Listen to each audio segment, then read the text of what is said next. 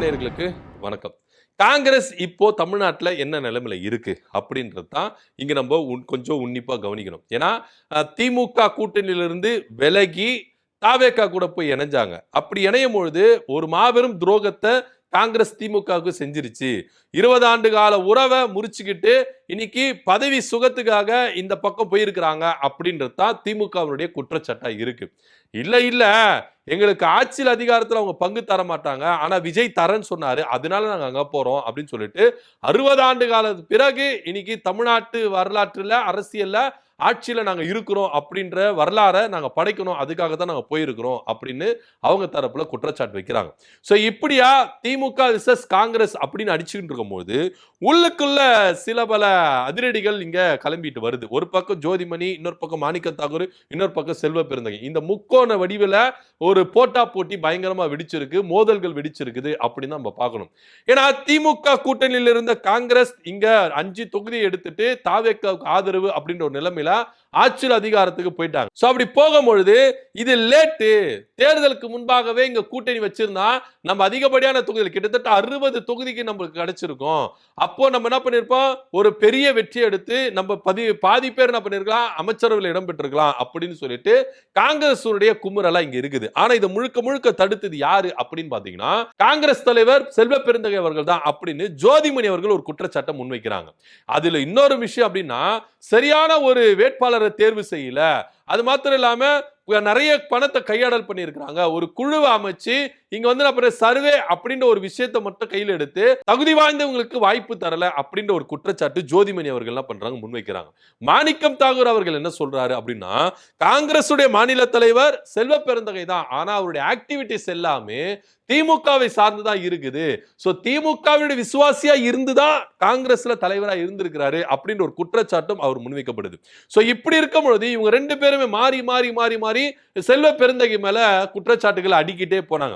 செல்வ பெருந்தகை அவர்களும் இது எல்லாத்தையும் சகிச்சுக்கிட்டு என்ன பண்ணாரு, கடந்துட்டு போயிட்டே இருந்தார். ஆனா செல்வ பெருந்தகை அவர்கள் தன்னுடைய மகள் திருமணம் முடிஞ்ச உடனே பெங்களூருக்கு போனாரு, மல்லிகார்ஜுன கார்கே சந்தித்தார். சந்திச்சுட்டு, ஐயா தயவு செய்து இதுக்கு அப்புறம் வந்து நான் மாநில தலைவராக இருக்கிறதுக்கெல்லாம் நான் விரும்பல, என்னை விடுவிச்சிருங்க, நான் கிளம்புறேன் அப்படின்னு சொல்லிக்கிட்டு செல்வ பெருந்தகை அவர்கள் லெட்டர் கொடுத்திருக்கதா ஒரு தகவல் இருக்கு. இதற்கு செல்வ பெருந்தகை கிட்ட மல்லிகார்ஜுன கார்கே அவர்கள் கொஞ்சம் வெயிட் பண்ணுங்க, அவசரப்படாதீங்க அப்படின்னு சில பல ஆலோசனைகளும் அறிவுரைகளும் சொல்லி அனுப்பப்பட்டதாக ஒரு தகவல் இருக்கு. கூடிய விரைவில் நான் மாணிக்கம் தாகூர் யாரு, ஜோதிமணி யாரு அப்படின்ற விவரத்தை நான் ஓப்பனா உடைச்சு வெளியே சொல்றேன் அப்படின்னு செல்வ பெருந்தகை அவர்கள் ஒரு பரபரப்பை கிளப்பி இருக்கிறாரு அப்படின்றதான் இங்க ஒரு முக்கியமான செய்திகள் இருக்கு. தொடர்ச்சியா நீங்க தேசிய கட்சிகளா இருக்கட்டும், மாநில கட்சிகளா இருக்கட்டும், உட்கட்சி பிரச்சனை அப்படின்றது பயங்கரமா ஒவ்வொரு கட்சியிலும் இருக்கு, இல்லாமலாம் கிடையாது. இன்னைக்கு வந்த தாவேக்கால கூட அது இருக்குது அப்படின்றது நிதர்சனமான உண்மை. ஆனா உட்கட்சிக்கே பேர் போன கட்சி அது எந்த கட்சி அப்படின்னா அது காங்கிரஸ் கட்சி அப்படின்றது தான் இங்க பலரும் பேசுவாங்க. குறிப்பா இங்க திமுக காங்கிரஸ் உறவுக்கு ரொம்ப முக்கியமா அமைந்தவர் செல்வ பெருந்தகை அவர்கள் அப்படின்றது தான் இங்க இவங்களுடைய குற்றச்சாட்டா இருக்குது. ஏன்னா அப்பவே இந்த கூட்டணியை முறிச்சிட்டு தாவேக்கா கூட போயிருந்தா நம்ம அதிகப்படியான தொகுதிகளை எடுத்து இங்க நம்ம என்ன பண்ணிருக்கோம், வெற்றி அடைஞ்சிருப்போம் அப்படின்னு சொல்றதா இவங்களுடைய கருத்தா இருக்கு. ஆனா செல்வ பெருந்தகை அவர்கள் தன்னுடைய மகள் திருமணம் காரியம் இருக்கிறதுனால கொஞ்சம் என்ன பண்ணாரு, அடக்கி வாசிச்சே இருந்தாரு, அமைதியா போயிருந்தாரு. ஆனா இன்னைக்கு அவர் அதிரடியா மாநில தலைவர் பதவியிலிருந்து அவராவே விலக போகிறாரு. ஏன்னா காங்கிரஸ்குள்ள எல்லாருமே என்னதான் போக்கஸ் பண்றாங்க, கார்னர் பண்றாங்க அப்படின்ற ஒரு தாட் இங்க இருக்குது. அதனால நான் ராஜினாமா கடிதத்தை டெல்லிக்கு அனுப்பிடுறேன் அப்படின்னு சொல்லிட்டு டெல்லிக்கு என்ன பண்ணிருக்காரு, ராஜினாமா கடிதம் அனுப்பப்பட்டிருக்குது அப்படின்ற ஒரு செய்தி வந்திருக்கு. இதனால ஜோதிமணி அவர்களும் மாணிக்க தாகூர் அவர்களும் ரொம்ப சந்தோஷத்துல இருக்கிறாங்களா. ஏன்னா அடுத்த தலைவர் பதவியில இவங்க ரெண்டு பேர் தான் ரேஸ்ல இருக்கிறாங்க அப்படின்னு பேசப்படுது. மாணிக்கம் தாகூர் அவர்கள் பிரியங்கா காந்தி மூலமா சில பல விஷயங்களை மூவ் பண்றாரு அப்படின்னு சொல்லப்படுது. சோ ஜோதிமணி அவர்கள் ராகுல் காந்தி மூலமா சில விஷயங்களை மூவ் பண்றாங்க அப்படின்னு. இவங்க ரெண்டு பேருல யாரு இப்போ மாநில தலைவரா வர போறாரு அப்படின்றதுதான் இப்ப பேசும் பொருளா இருக்கு. இதனிடையில செல்வ பெருந்தகை அவர்கள் நான் காங்கிரஸ்ல இருந்து அதிரடியா விலகி திமுகவில் சேர போறேன் அப்படின்னு ஒரு நிலைப்பாடை எடுத்திருக்கிறதாவும் இங்க ஒரு தகவல் இருக்கு.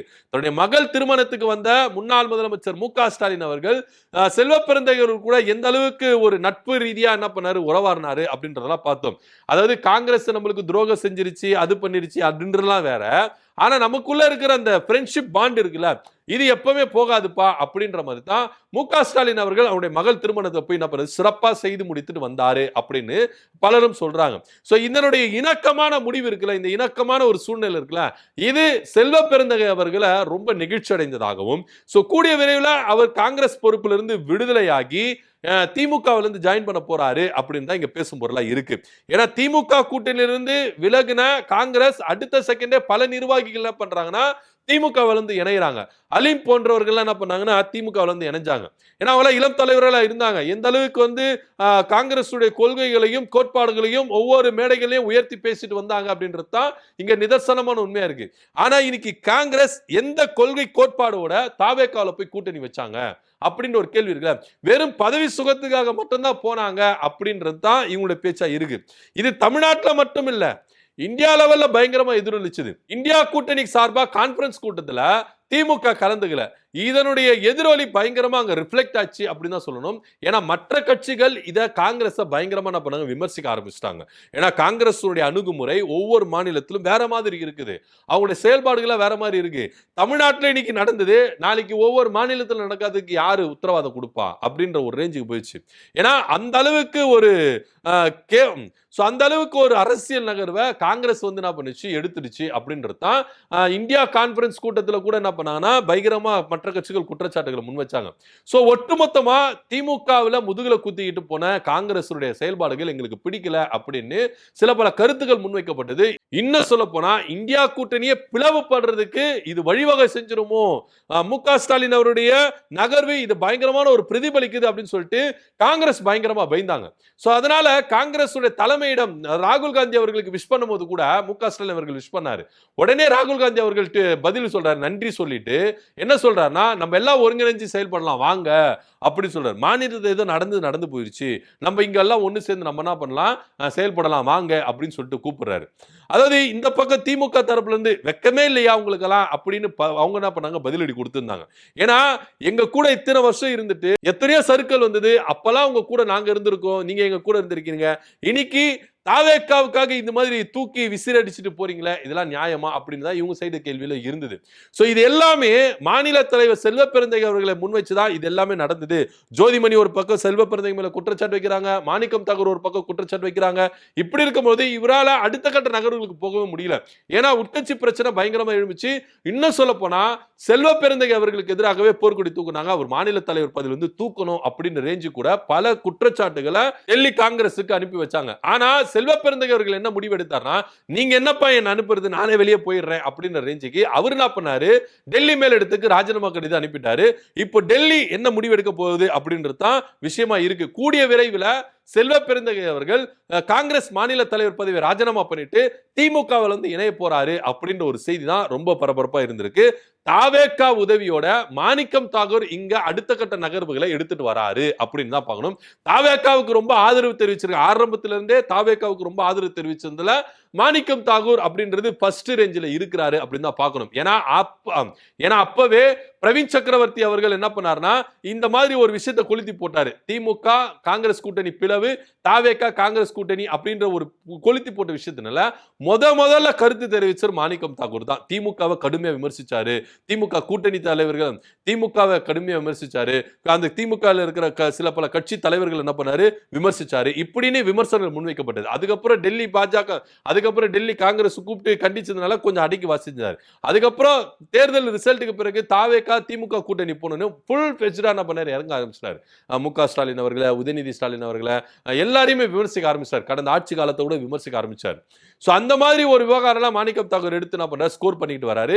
தாவேக்காவுக்கு ரொம்ப நெருக்கமா இருக்கிறாரு. பிரவீன் சக்கரவர்த்தி மூலமா இங்க தலைவர் பதவியை அவர் அபகரிக்கிறதுக்கு, பிரவீன் சக்கரவர்த்தி மூலம் தலைவர் பதவியில உட்காரத்துக்கும் ரொம்ப காய்களை நகர்த்திட்டு வராரு அப்படின்னு தான் பார்க்க வேண்டிய ஒரு விஷயமா இருக்கு.